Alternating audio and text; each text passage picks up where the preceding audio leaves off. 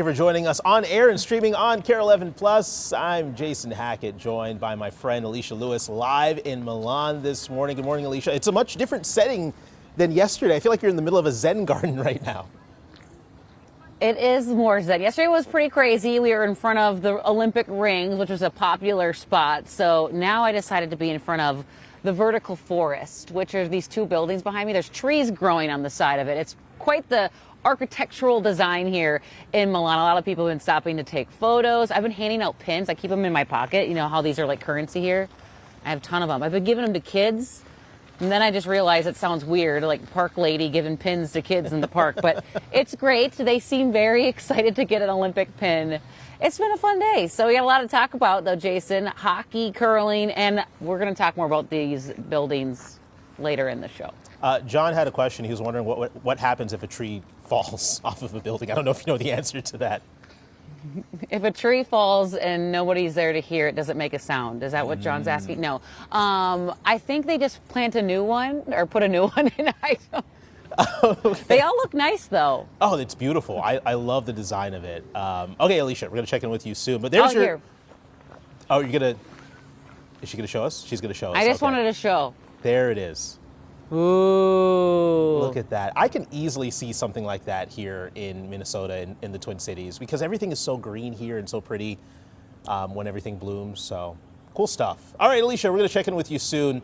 Let's get over to John here for a look at the forecast. Thank you. It makes me just want spring. I feel like they're short trees. When I look at it now, I'm like, Yeah. okay, they're not like pine trees. Right. I don't know. I just had questions. Yeah, no, it's a valid question, I think. Yeah. Also, thanks to the pigeon lady. She's now from Home Alone 2. Is that the right movie? She's That totally is that. Home Alone 2. Yeah, that's Alicia right now.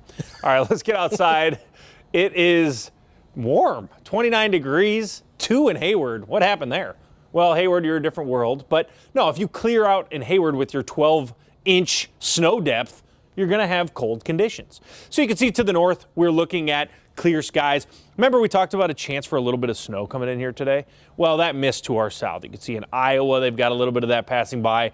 We did not get any snow. We didn't get any rain. So again, quiet day. Here's what it looks like. Going up to 40 degrees, a lot of sunshine and light winds. Now, this is just the beginning. We're going to be talking about 50s and when those arrive in your forecast. Morning, CZ.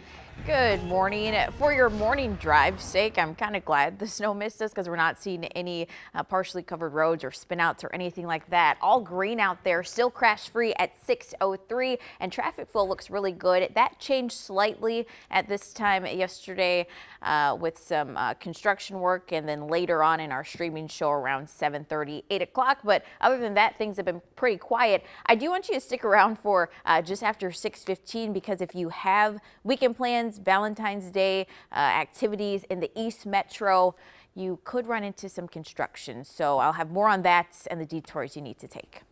Construction season, and it's not even March yet. CC, thank you very much.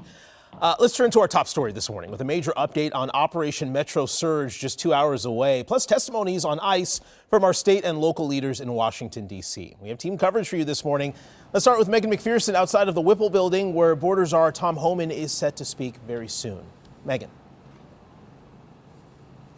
Yeah, good morning. The White House has not exactly said what Homan plans to address at that press conference, which will be held in just a few hours here at the Whipple Federal Building, but it comes at a pivotal moment for Operation Metro Surge.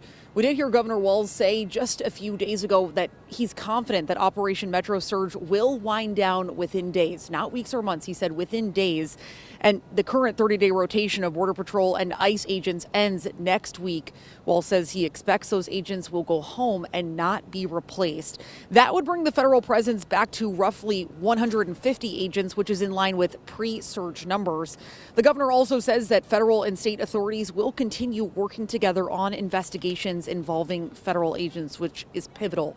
And Homan has made it clear, speaking of that any further pullback hinges on continued cooperation between local law enforcement and also just general members of the public and the community. We will see what whether he believes that has been happening here at that press conference later this morning.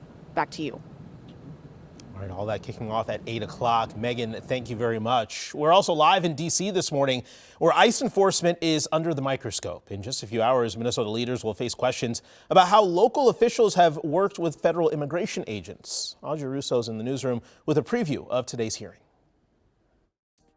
Yeah, expect some tension in this hearing this morning. Majority Whip Tom Emmer plans to call out top Democratic leaders in Minnesota, accusing them of failing to cooperate with federal immigration officials. Then, some of those same Democratic leaders will also testify before this committee.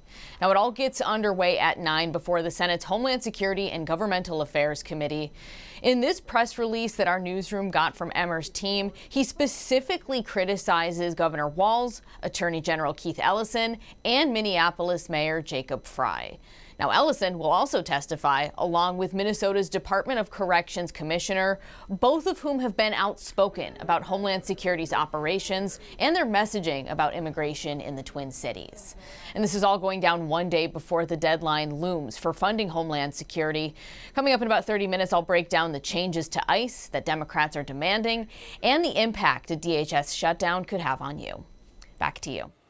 Audrey, thank you very much. And we have all new results this morning from an exclusive poll from KARE 11, NBC News, and the Minnesota Star Tribune showing most Minnesotans disagree with President Trump's border policies, but approval ratings for local leaders are more evenly split. Here's Danny Spiewak breaking down those numbers.